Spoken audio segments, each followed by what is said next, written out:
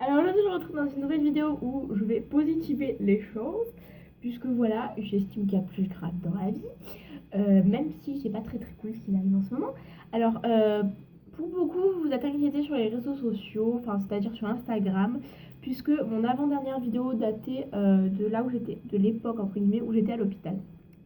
Et vous n'avez pas trop compris, donc pour pas être indiscret sous les vidéos, vous m'avez envoyé des messages sur Instagram. Et en fait, bref, je vais me maquiller en même temps parce que là vous voyez que, enfin bref.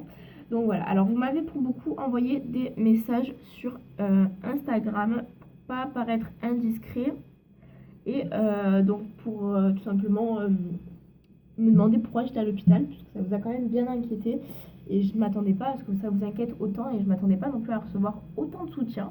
Franchement, j'étais vraiment très choquée. Donc, je vous ai fait un petit texte en gros pour vous expliquer un petit peu ce qui se passait en ce moment pour moi. Et je vous l'ai posté sur Instagram. Donc, c'était un texte vraiment très correct où j'expliquais en gros ce que je vais expliquer dans cette vidéo. Le texte, vous ne pouvez plus le retrouver sur Instagram puisque je l'ai supprimé au bout de quelques jours parce que je veux pas trop que vous sachiez en gros ma vie sur Instagram puisque j'ai quand même plus de 1000 personnes que je connais pas. Donc voilà, là je sais qu'on atteint bientôt les 1000, on est à 620 abonnés sur ma chaîne. Donc ça me fait franchement très très plaisir. Mais voilà, je me méfie quand même, donc c'est pour ça que je l'ai supprimé.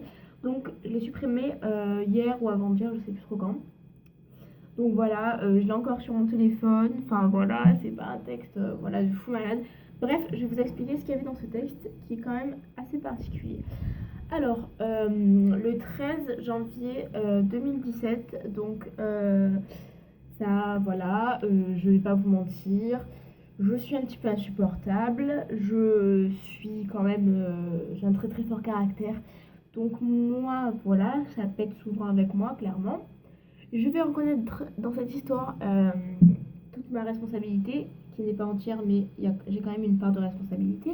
Alors voilà, ça faisait un an que ça allait pas trop bien avec ma maman, donc voilà, je vais pas rentrer dans les détails ou quoi, mais ça faisait un an qu'il y avait des problèmes avec ma maman et moi, entre elle et moi, et en fait ça dérapait quelques fois, donc ça dérapait quelques fois, et ça allait vers la violence morale.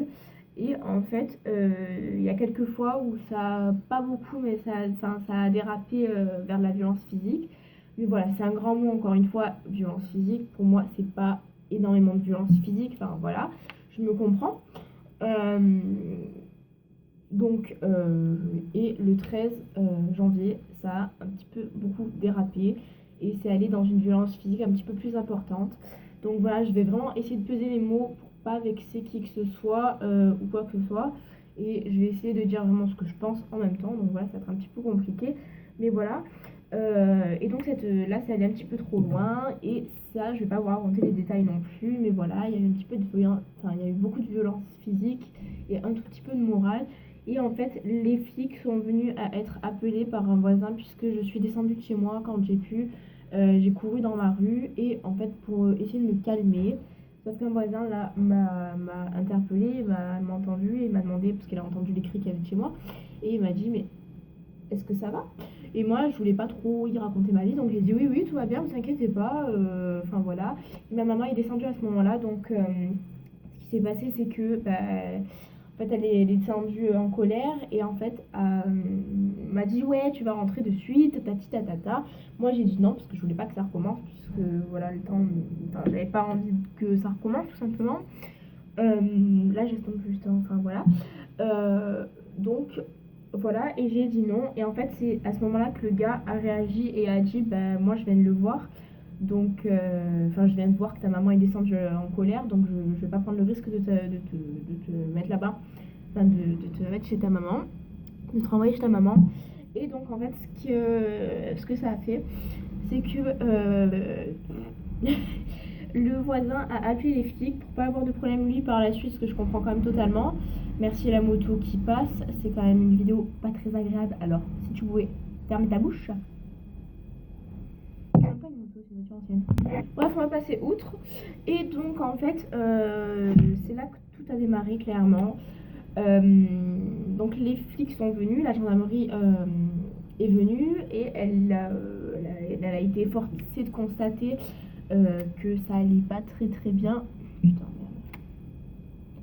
Avec ma maman, et c'était pas la première intervention qu'ils avaient. Voilà, c'était pas la première fois que les flics venaient ici.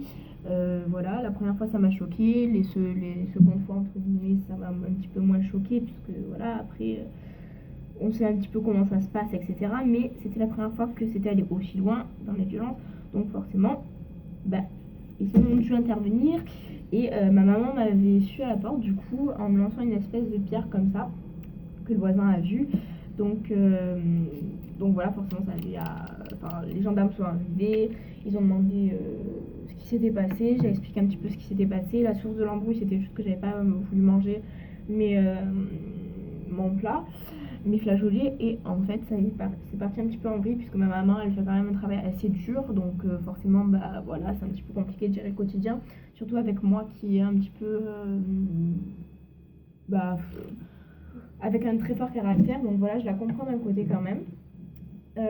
Donc, ce qui s'est passé ensuite, c'est que, en fait, j'arrive pas à vous poursuivre l'histoire parce que, je sais pas, j'arrive pas à trouver les mots. Enfin, c'est un petit peu compliqué. Mais bon, je vais essayer plus ou moins. Donc voilà, les flics sont arrivés, ils m'ont amené chez ma grand-mère qui était non... Enfin, chez mes grands-parents qui étaient chez mes grands-parents maternels qui étaient non loin de là. Donc c'est juste à quelques rues un petit peu plus loin, donc voilà. Et en fait, au lieu d'être placée en foyer directement, j'ai été placée chez eux, donc en tant que... Eux, en fait, ils étaient tiers dignes de confiance, en fait. Donc voilà, si vous savez pas ce que c'est, en gros, c'est... Bah, pour pas me placer en foyer, en fait, ils m'ont placé là, puisque c'était quand même de la famille, et que pour l'instant, bah, voilà, donc ça a été vraiment un placement ordonné vraiment très, très, très, très rapidement.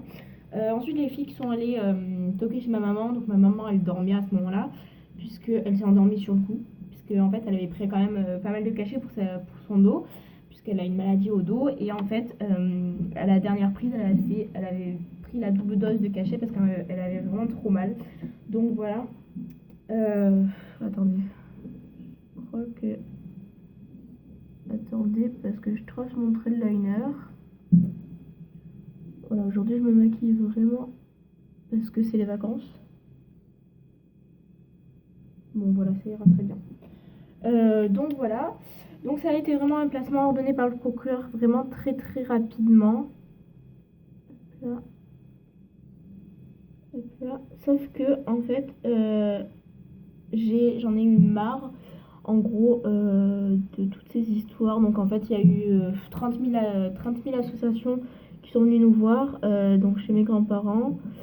Mes grands-parents en fait toléraient le fait que ma mère ait fait ça, sauf que ça ne se fait quand même pas. Il faut quand même savoir se maîtriser envers un enfant, envers un adolescent, envers tout ce que vous voulez. Ça s'appelle la vie en communauté, la vie en société. Donc voilà, et donc c'est là que je vois que j'ai pas tous les torts forcément. Et donc en fait mes grands-parents étaient du côté de ma mère entre guillemets. Moi ça m'a très fortement énervée, j'en avais vraiment marre, ils étaient toujours sur mon dos, j'en pouvais plus d'eux. Donc voilà, puis ça, plus d'autres problèmes qu'ils avaient eux, bon je ne citerai pas, hein. Voilà, ça, merde, bon voilà comme d'habitude. Et en fait, un soir, ça a un petit peu dérapé pour des, pour des,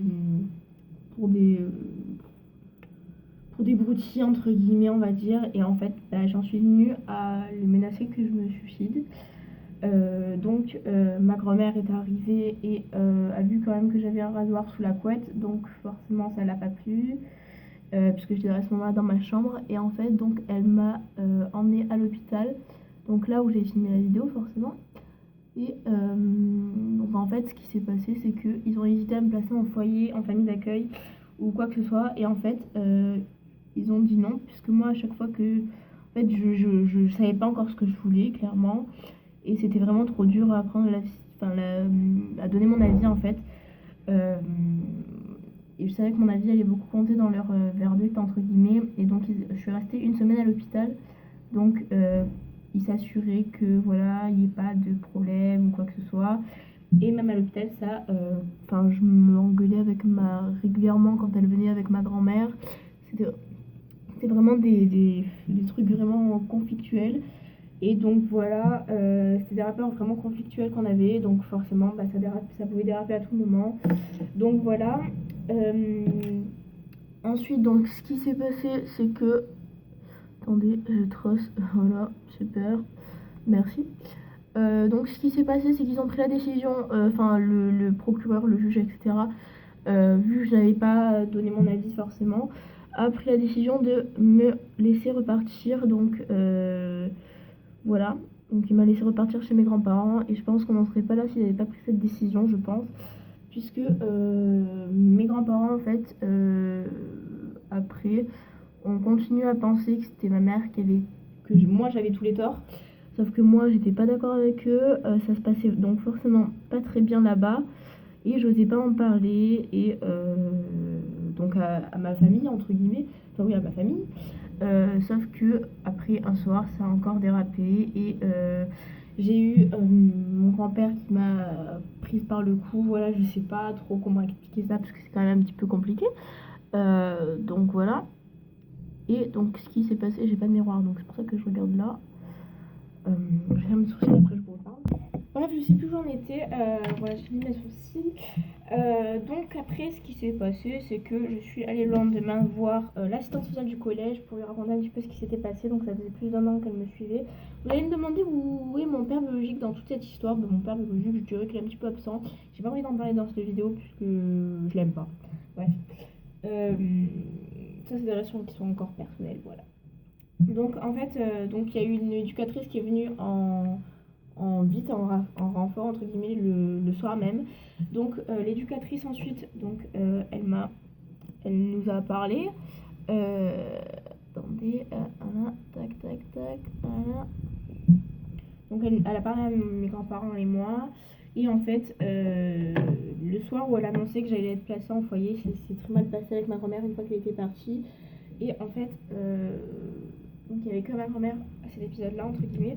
Et en fait, elle a commencé à être menaçante, insultante et à me taper. Donc voilà, c'était pas forcément très très sympa. Donc c'est pour ça que j'ai pas voulu forcément continuer dans ces chemins-là. Donc je me suis taillée non loin de là.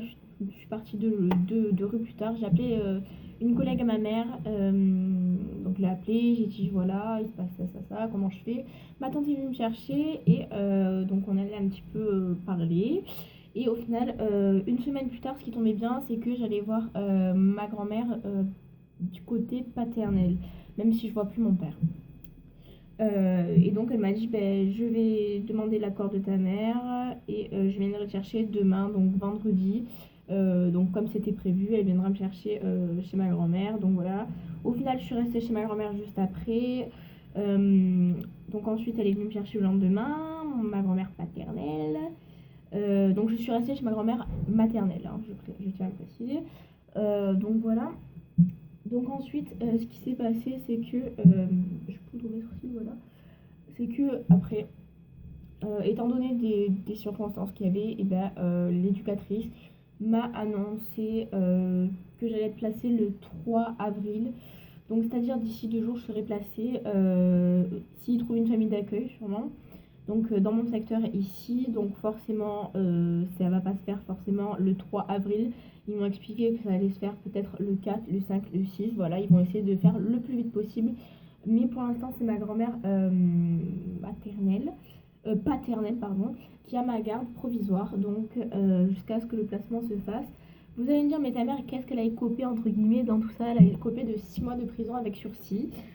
Donc moi j'ai la flemme de vous expliquer ce que c'est avec sursis, mais en gros elle n'est pas en prison maintenant, et bien heureusement. Et donc je vais un week-end sur deux, chez elle avec un droit d'hébergement et elle a un droit de visite. Donc voilà, et ce soir d'ailleurs je vais rentrer chez ma grand-mère paternelle. Donc voilà, c'est une histoire un petit peu dure à porter, mais je vais y arriver. Je vais essayer de positiver et surtout de pas... c'est pas si je me gratte les nez un truc parce que j'ai mis du contouring là, enfin bref. Je vais essayer de pas forcément recommencer mes conneries. Je pense que vous voyez de quoi je veux parler. Donc voilà, et très honnêtement, donc là je vais aller en famille d'accueil d'ici très peu. Alors où je tourne cette vidéo, on est le 2 avril. Donc voilà, c'est dans 2 jours normalement. Et bon voilà. Sachez que je vous tiens au courant sur les réseaux sociaux de toute manière. Donc voilà. et j'espère vraiment que vous comprendrez pourquoi pour l'instant je suis absente sur YouTube. Je pense que vous comprendrez, hein, clairement c'est quand même compréhensible, et je ne sais pas si je vais continuer à arrêter YouTube. Je sais que je n'arrêterai pas définitivement YouTube. Si j'arrête, c'est pour une période de 6 mois puisque je suis placée 6 mois. Donc voilà, et ça dépendra de ce que veut la famille d'accueil. Si elle veut pas, je tournerai les vidéos uniquement ici, donc c'est-à-dire une par 15 jours en fait. Enfin voilà, n'hésitez pas à me suivre sur Instagram, vous pouvez me poser des tas de questions et je vous fais des tas de bisous. Bisous. N'hésite pas à t'abonner, on est à 620.